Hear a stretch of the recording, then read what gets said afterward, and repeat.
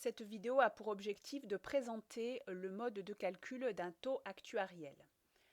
Le taux de rendement actuariel d'un placement est équivalent au tri de l'investissement.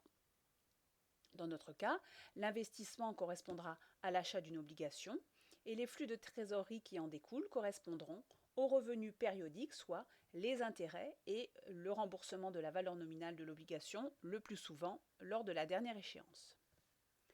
Plaçons sur l'échelle du temps les flux financiers correspondant à l'investissement projeté. Les données nous étant fournies en pourcentage, nous travaillerons, pour plus de simplicité, sur la base d'une obligation de valeur nominale 100 euros. En 0, date d'achat de l'obligation, nous décaissons 99,491 euros. Puis, nous recevons, lors des années 1 à 8, les flux de trésorerie correspondant aux intérêts, soit 3,125 euros chaque année. En année 9, enfin, nous recevons les intérêts et le remboursement de la valeur nominale, soit 3,125 plus 100 euros. On peut calculer la vanne de cet investissement particulier qui correspond à l'achat d'une obligation en écrivant, selon la formule habituelle, vanne égale somme des flux des trésoreries actualisés moins investissement.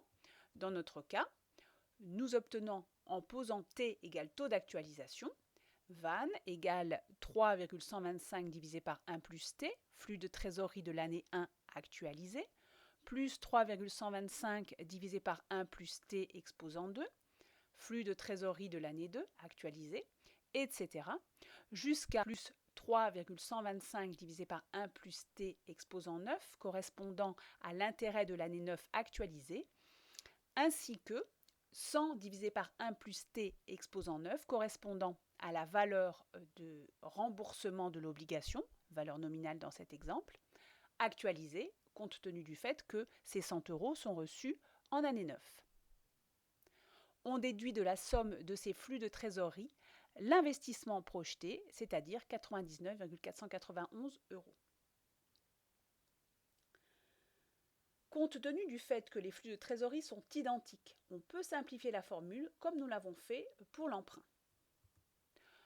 On obtient ainsi vanne égale 3,125 multiplié par 1 moins 1 plus T exposant moins 9 sur T. Ce premier élément de la formule correspondant à la simplification des termes présentés ci-dessus, plus les autres termes revenant, 100 divisé par 1 plus T exposant 9 moins 99,491. Le tri, ou taux actuariel, correspond au taux d'actualisation pour lequel la vanne est nulle. On recherche donc la solution de l'équation suivante. À l'aide du solveur de la calculatrice, on peut résoudre cette équation et on trouve la solution T égale 3,191%. C'est le taux de rendement actuariel de l'obligation, c'est-à-dire son taux de rendement réel, annuel.